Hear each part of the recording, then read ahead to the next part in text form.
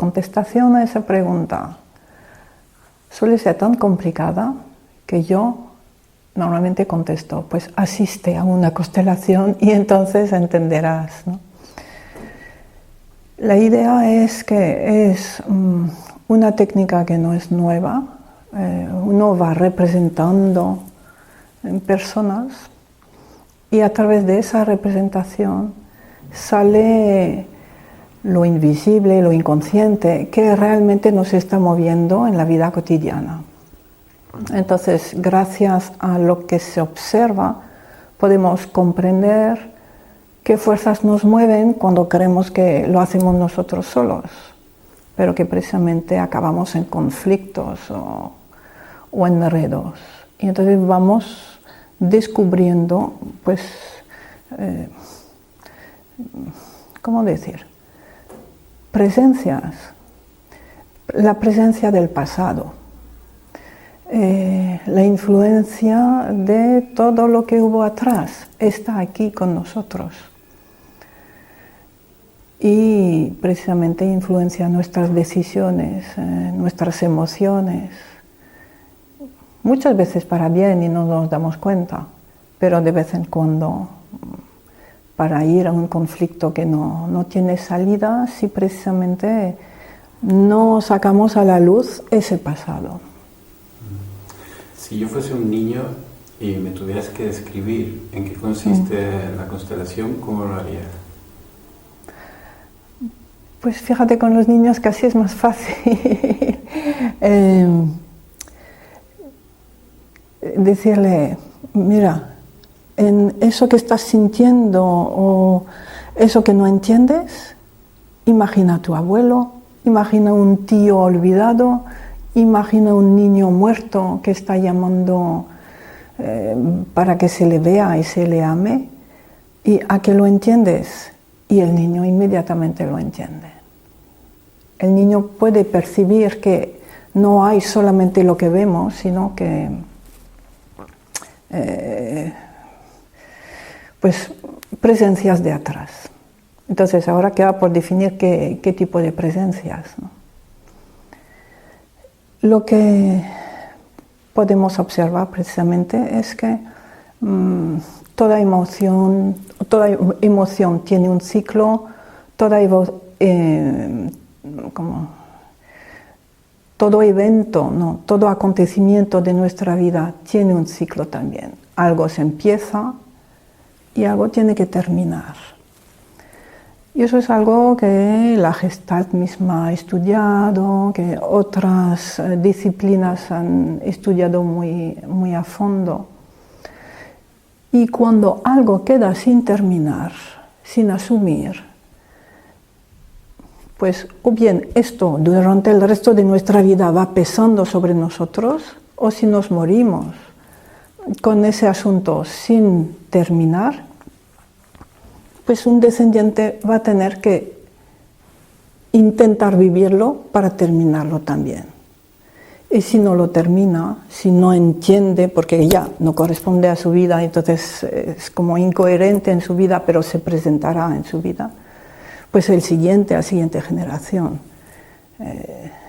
va a recibir esa emoción sin acabar o ese evento sin acabar para que alguien termine de asumir, por ejemplo, una culpa, un dolor inmenso como la pérdida de un hijo, asumir que otras personas puedan ser desagradables y aún así les debemos el respeto. O sea, esos son los tipos de asuntos que recibimos del pasado o que vamos a mandar al futuro a nuestros descendientes cada vez que no terminamos de asumir un acontecimiento de nuestra vida o una emoción. ¿Puede ser el karma? No lo sé. Yo no tengo esa creencia. O sea, quiere decir, aquí no hablamos de creencias, solamente de realidades que podemos ver a través de esa representación. lo llamamos fenomenológico, o sea, el fenómeno en sí, independientemente de las interpretaciones. A diferencia de lo que se llama karma, que es algo muy lineal, de causa-efecto, esto es circular. Entonces hay un origen y que no podemos explicar.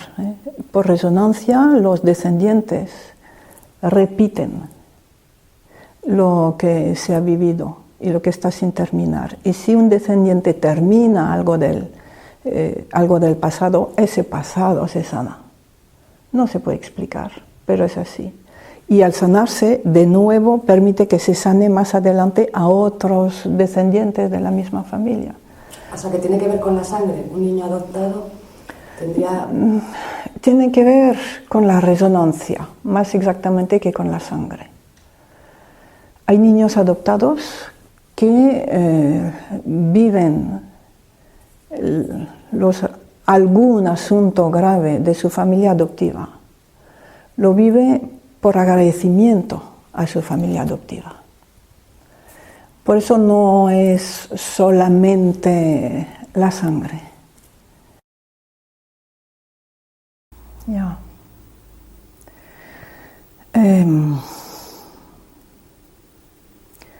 Primero, un concepto muy duro de aceptar para nuestra mentalidad de hoy en día es que si observamos los animales, las plantas, su vida está al servicio de su especie y el ser humano pues es lo mismo. La vida del ser humano, su meta no es la realización individual, sino que es la participación al servicio de su especie. Cambia totalmente la óptica. Y lo resumimos aquí en Constelaciones con estamos al servicio. Al estar al servicio de la vida, a través de mi vida, englobo todo lo que hay a la vez y atrás. Una observación, gracias al biólogo Rupert Sheldrake,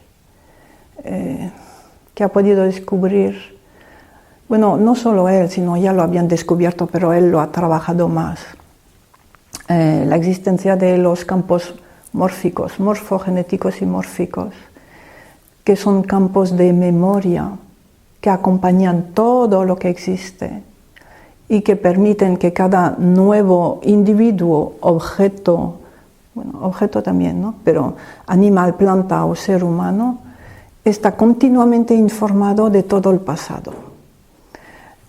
Y gracias a eso, pues, digamos que podemos avanzar. Cada uno recibe todo el bagaje anterior.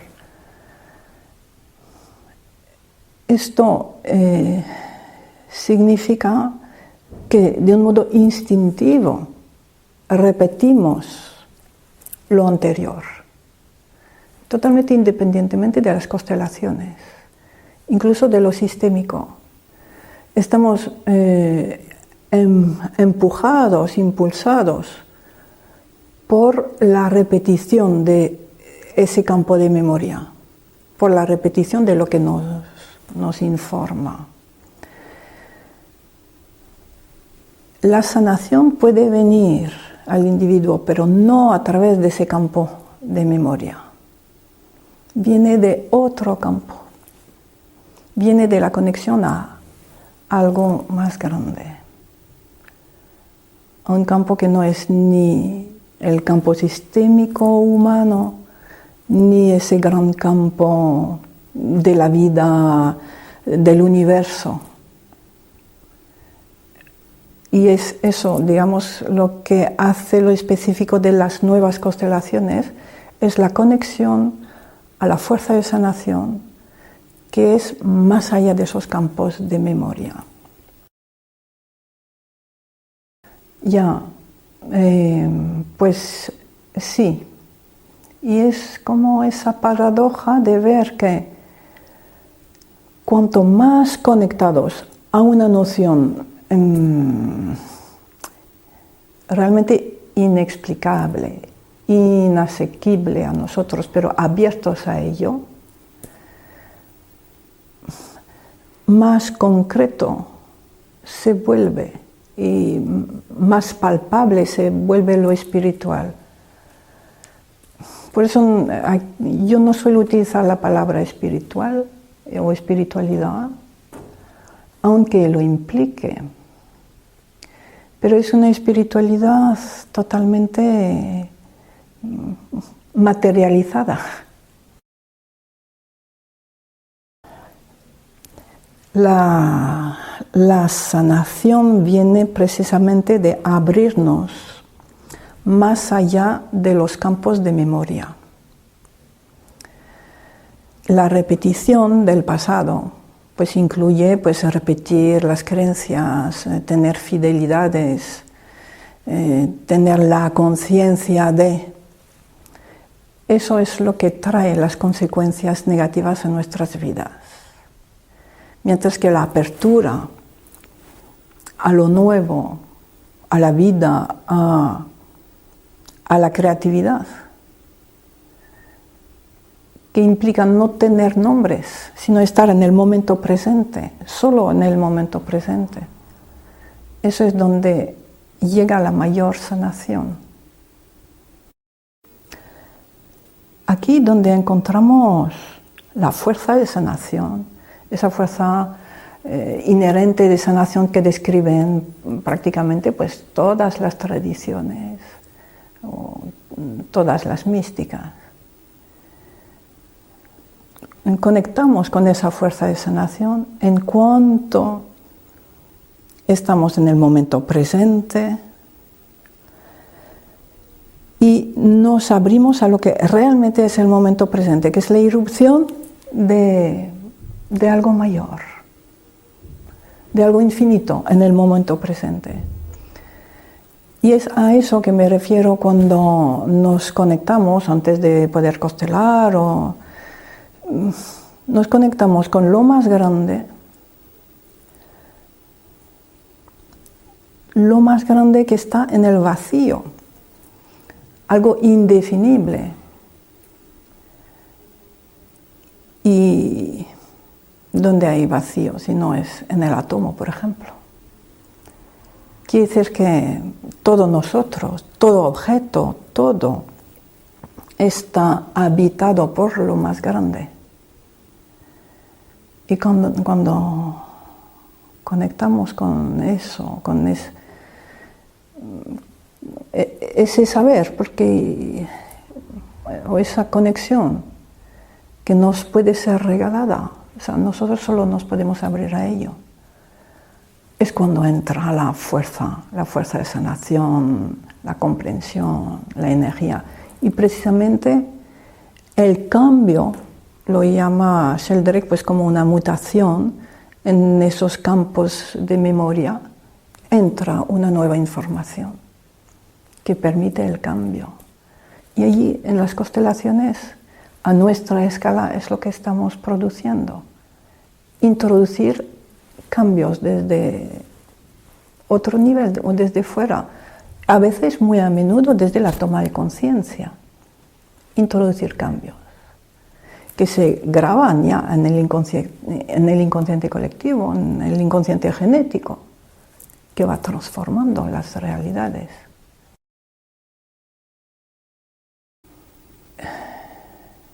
Lo emocional,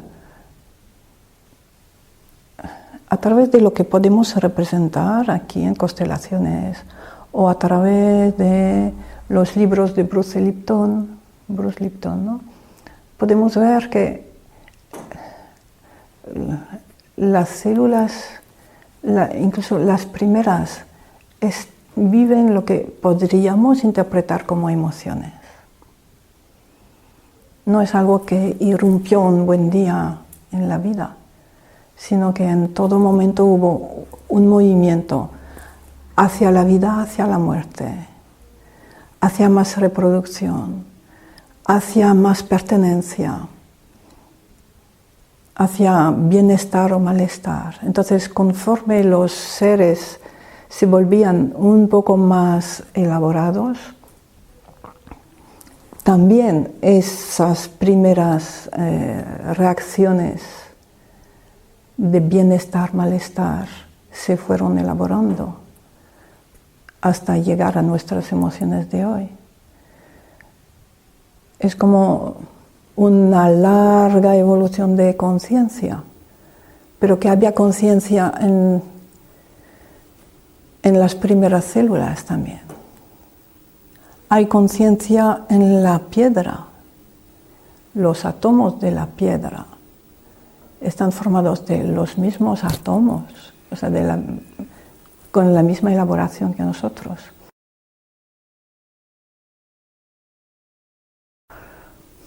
Es cada uno a nuestro nivel, y cada sociedad a su nivel, y cada época a su nivel, la toma de conciencia, porque es algo permanente, pero a un ritmo distinto. Hoy en día el ritmo al que estamos evolucionando es muy rápido. Mira, en constelación hay una ley que se llama la ley de compensación, que hace que si por ejemplo, alguien se ha enriquecido al precio de la vida de otros, pues por compensación, pues descendientes suyos van a vivir lo que vivieron sus víctimas, van a perder esa fortuna, se van a arruinar. Esa compensación en los siglos anteriores pues tardaba generaciones en producirse. Hoy en día esa compensación se produce a menudo en la misma vida de la persona, y si no, en sus hijos. O sea, el ritmo se ha acelerado mucho. Quiere decir que también el ritmo de las tomas de conciencia se ha acelerado. Eso lo investigué un poco y pude ver que no es específico de las constelaciones. Ya en los años 60 había un grupo de psicólogos de los suburbios de Londres que se repartían las familias difíciles y tenían cada uno, distintos miembros, cada miembro tenía distintos psicólogos, y cuando se reunían una vez al mes podían ver que si un hijo había sido atendido, los demás miembros como si hubiesen estado atendidos, y eso lo reflejaba cada psicólogo. O sea que es algo que una vez que se observa lo ves en todo. Hay otra cosa también, el descubrimiento de las neuronas espejo, que dicen que todo lo que observamos lo vivimos como algo nuestro. Y seguramente hay otro nivel que no sabemos explicar fisiológicamente o físicamente, es que incluso los miembros de la familia de los que están se sanan solamente porque un miembro de su familia ha estado allí, sin verlo. Entonces, eso es el famoso fenómeno de la resonancia. Yo no sé de física cuántica, pero los que sí saben lo entienden por ahí.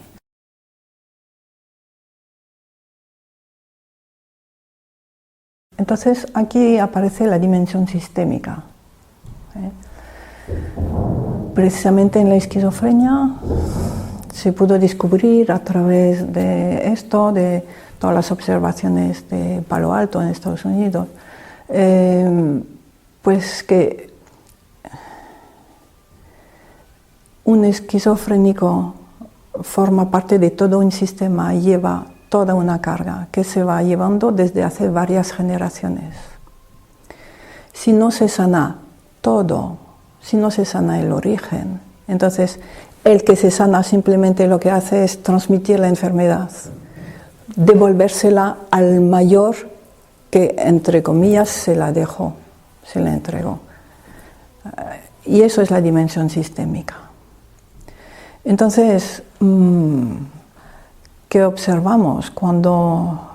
Pero bueno, eso no es general, pero podemos observar que si uno sana, los que son más pequeños que él se alivian muchísimo, porque el más pequeño se siente inconscientemente obligado en cargar con los sufrimientos de sus mayores.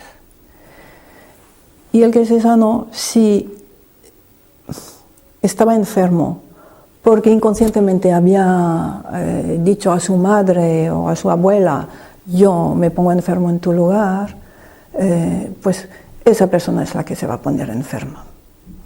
Por eso no sirve la sanación individual, sino sistémica, en grupo, en que toda la familia o todos los miembros que puedan tener algo que ver puedan ser representados. Y ahí es donde no hay peligro.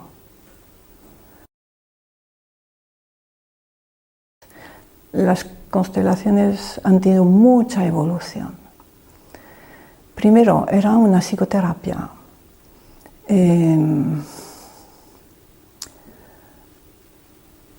En la que se trabajaba en efecto a nivel emocional, como tú dices,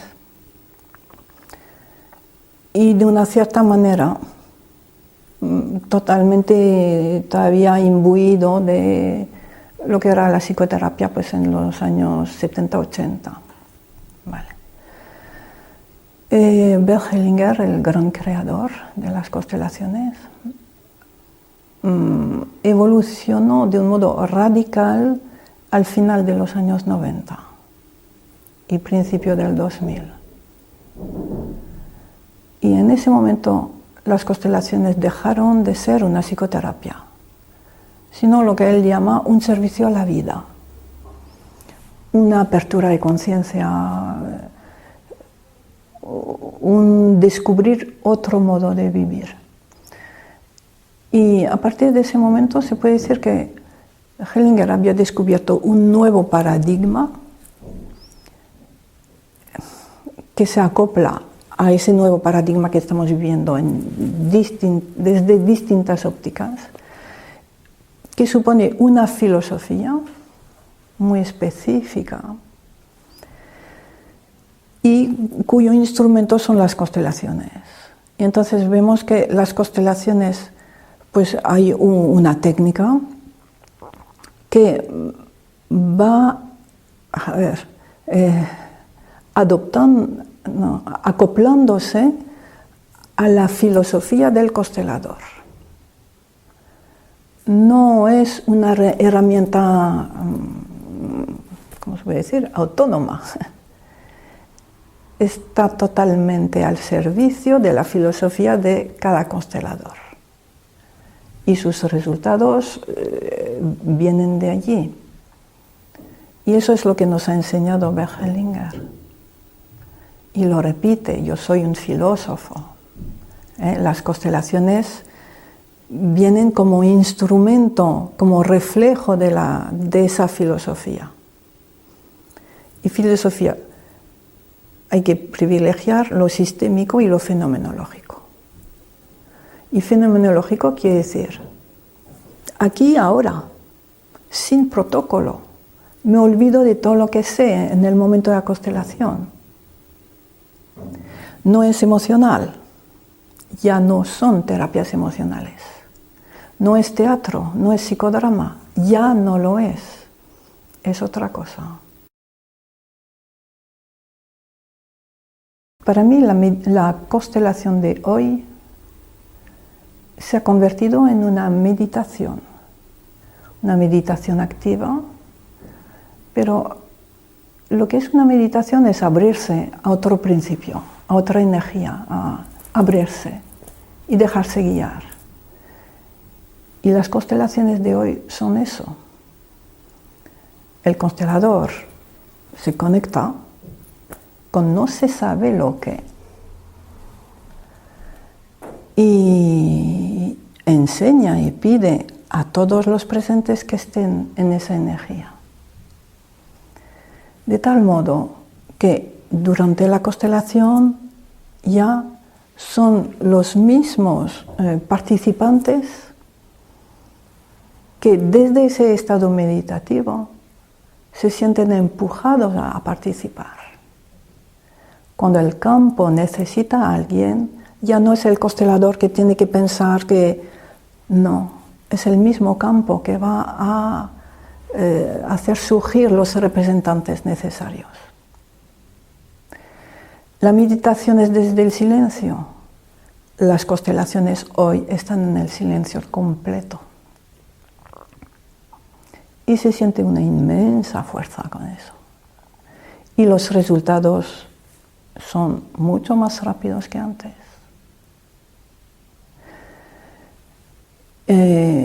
También consecuencia de eso, ya no hay reglas. La única regla es que si hay una pregunta, me tengo que conectar para poder saber cuál es la respuesta. Eso quiere decir, ¿qué temas constelar?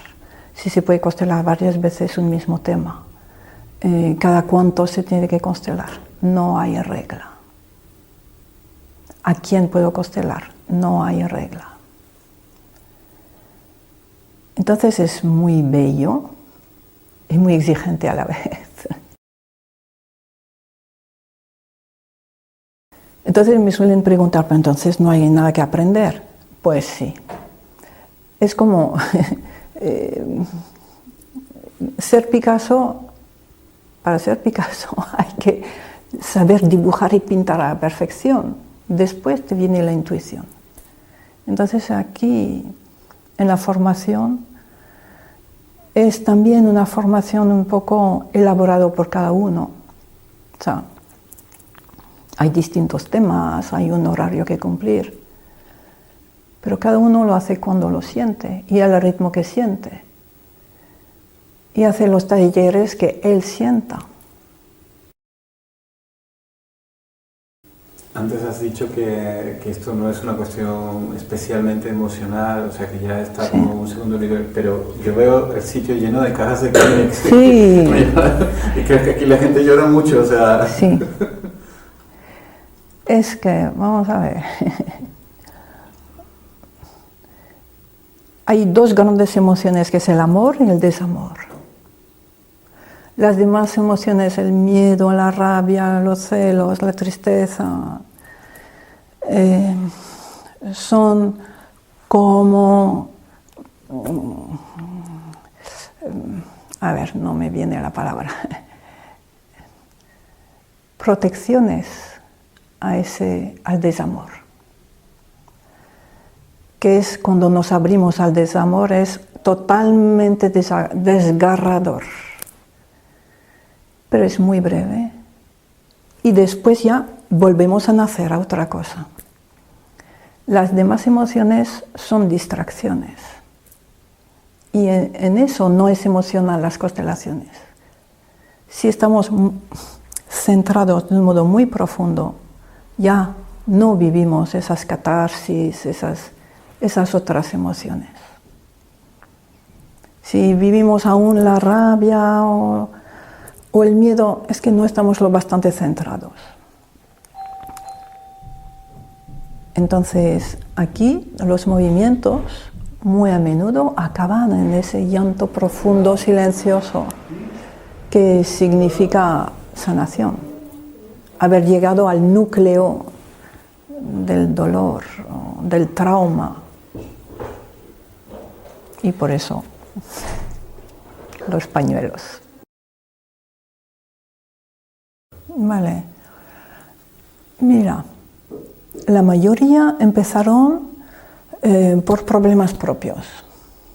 Y si alguien viene y me dice, quiero ser consteladora, digo, quieto, quieto, empieza con las constelaciones y ya se verá después si te sigue interesando para ser constelador o para ti.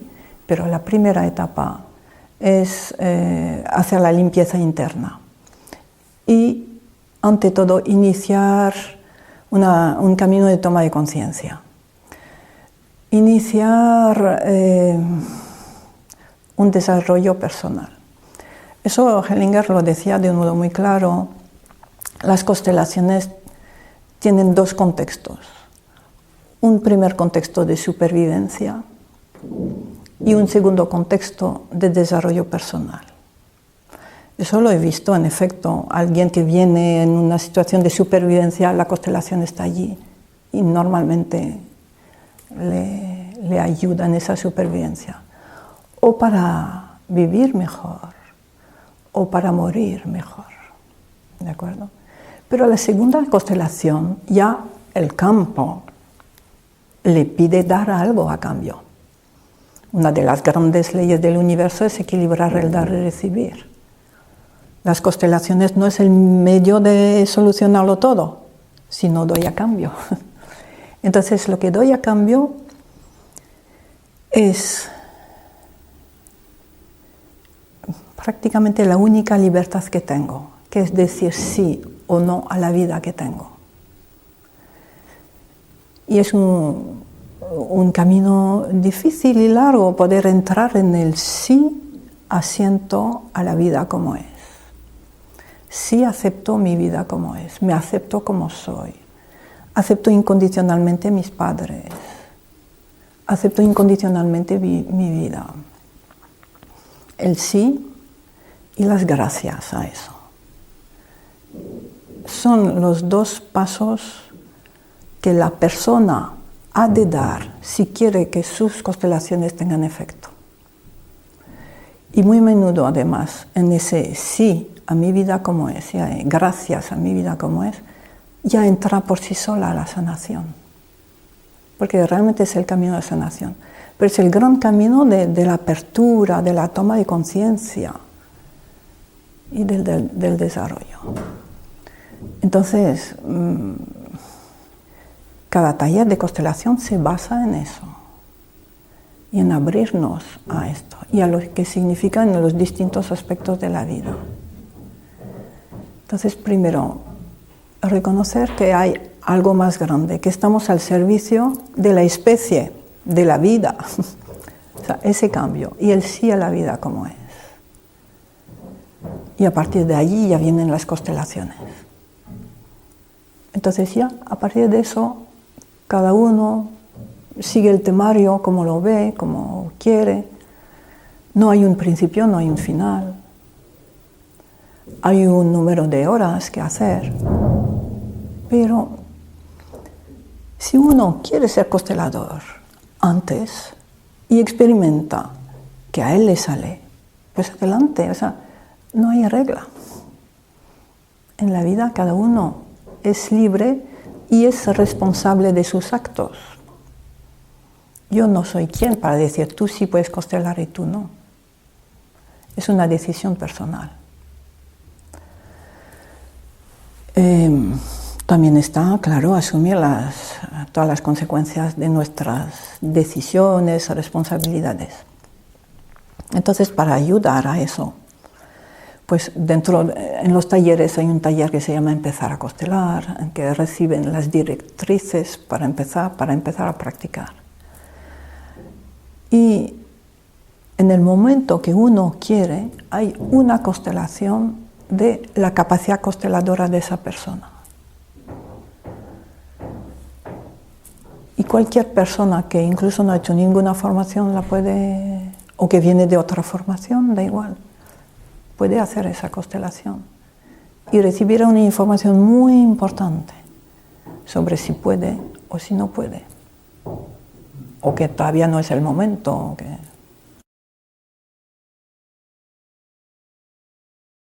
Por supuesto que las personas cambian, que hay personas que llegan a liberarse de las fidelidades, pero al precio de más soledad y de un gran sentimiento de culpa que hay que poder asumir e integrar. El gran descubrimiento de Bert Hellinger es precisamente relativo al sentimiento de culpa.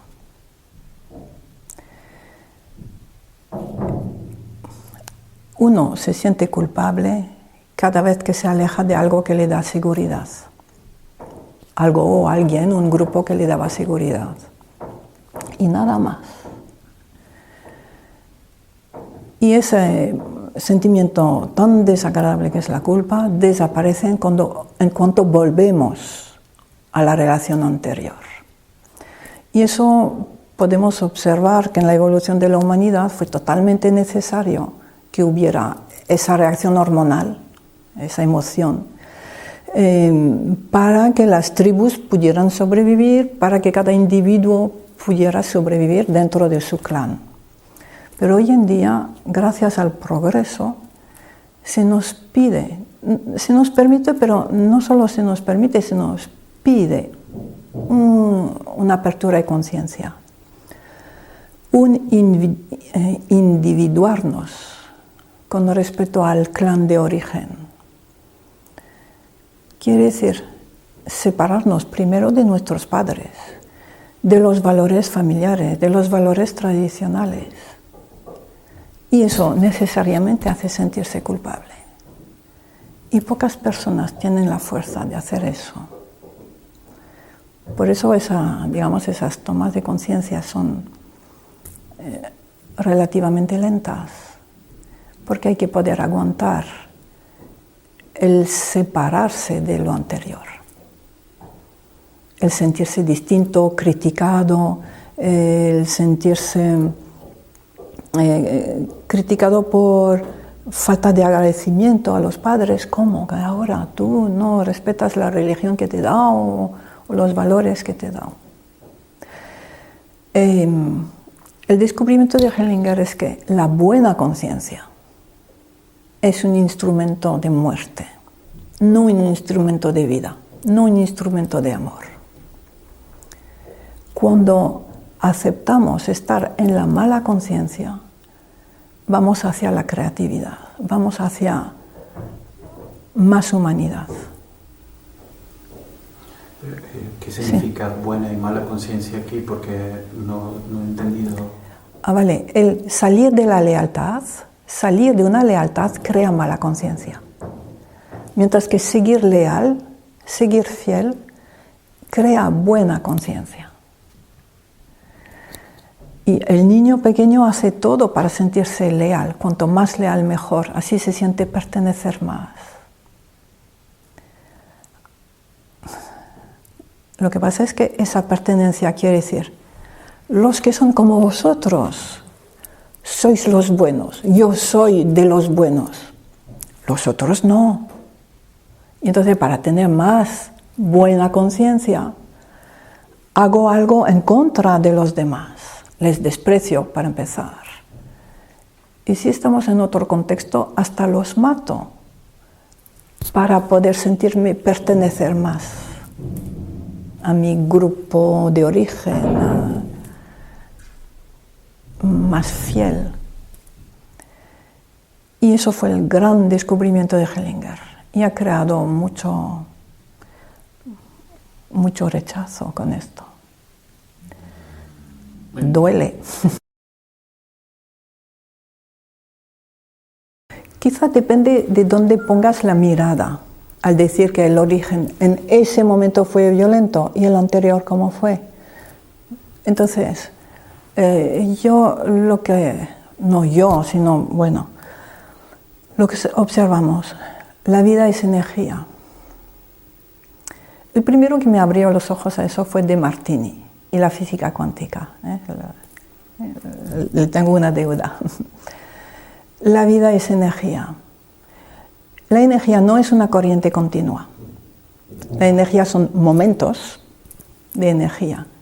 Y cuando se producen esos momentos, cada vez que se equilibra una fase de un signo con una fase contraria, una partícula con su antipartícula, un electrón con un positrón, alegría con dolor. Cada vez que vivimos algo y su contrario, y cada vez que se equilibra los dos, hay energía. Y energía quiere decir fuerza, amor, comprensión de algo nuevo y cambio cualitativo. Paso a una nueva realidad. Cada vez que estamos en la energía, estamos en algo nuevo. Entonces, en lo que me describes, bueno, sí, hubo una fase violenta, pero quiere decir que hubo otra fase opuesta a la violenta y que en el equilibrio de las dos hubo un momento de energía que permitió la creación de un nuevo estado. O sea, y así va la vida. No sé si me explica. Sí.